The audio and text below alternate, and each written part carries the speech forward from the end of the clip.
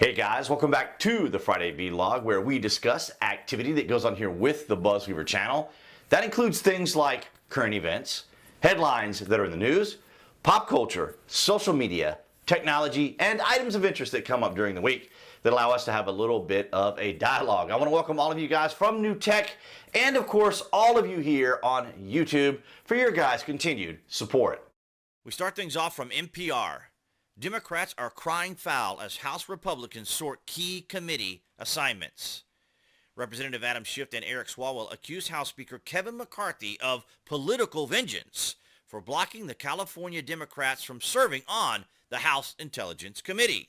This is, I think, not an unexpected but nonetheless destructive move by Kevin McCarthy, Schiff said during a press conference Wednesday morning. Well, yes, of course it is, because it's your strategy.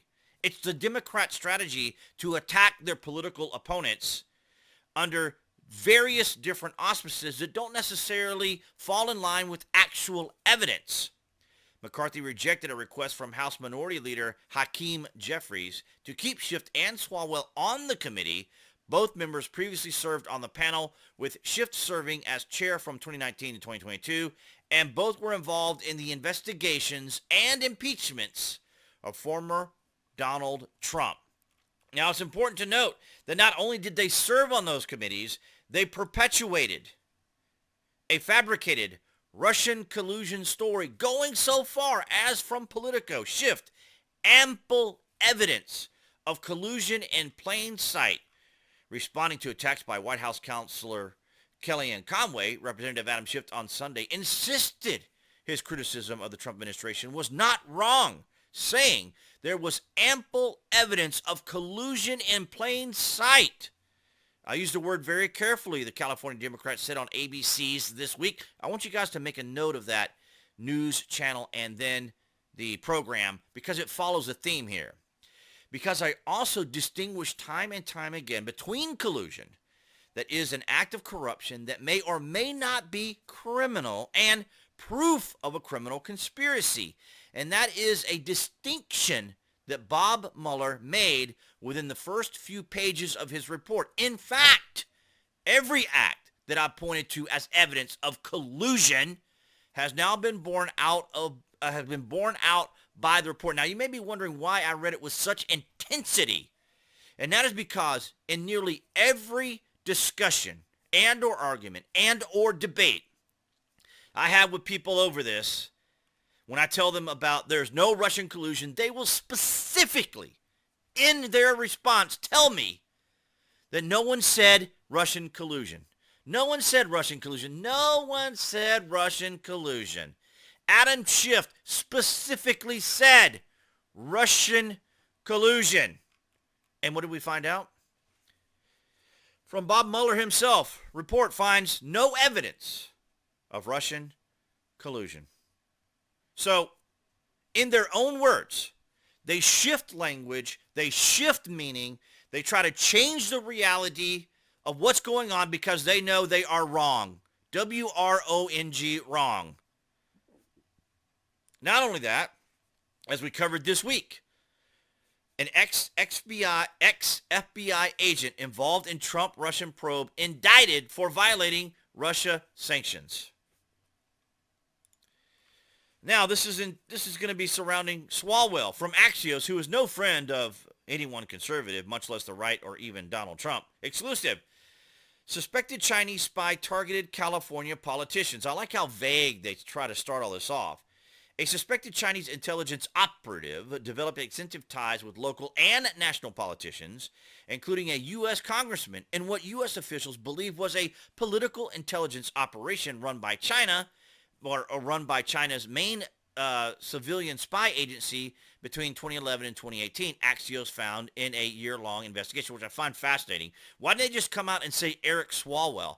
Now, they have him in a picture here, but they have to, create various different images because they don't want it to point specifically to Swalwell, who is part of the committee, who is part of these investigation committees. He's being compromised. Of course, the article tries to obviously cover up for his nefarious activities, but through campaign fundraising, extensive networking, personal charisma, and romantic or more romantic relationships with at least two Midwestern mayors, Fong was able to gain proximity to political power, according to current and former U.S. intelligence officials and one former elected official.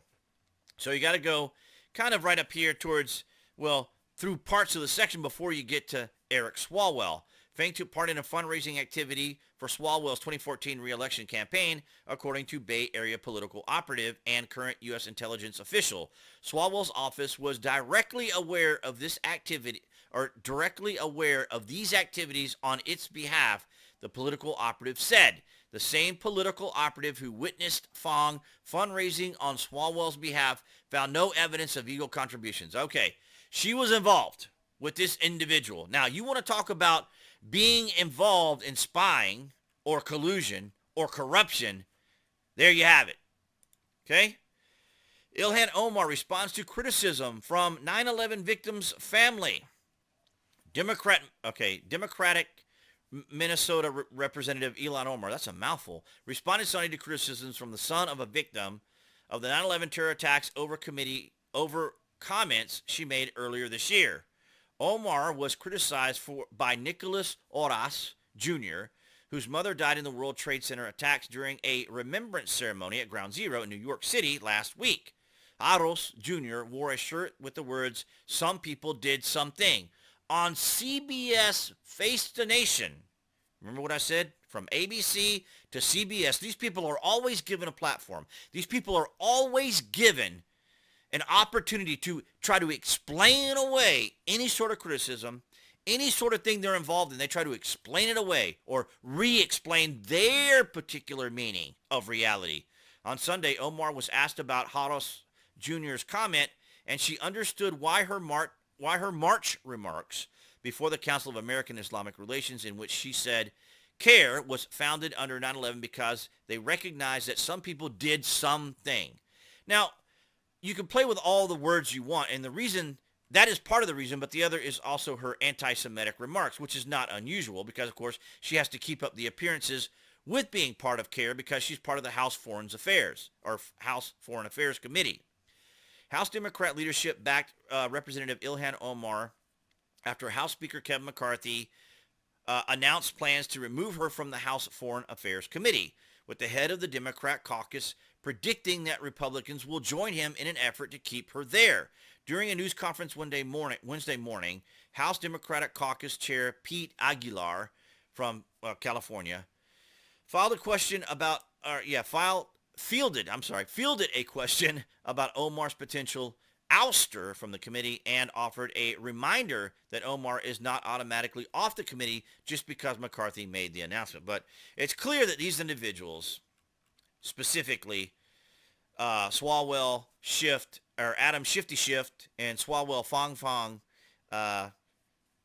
as well as Ilhan somebody did something, Omar, have demonstrated their inability to function in any rational, cogent way in dealing with very sensitive, investigations that require a great deal of detail and a great deal of focus. We already see Adam Schiff was one of the architects that was part of the fabricated Russian collusion story. Ilhan Omar, she's just basically more of an agitated, irritating activist within her own committee with levels of clear and concise bias.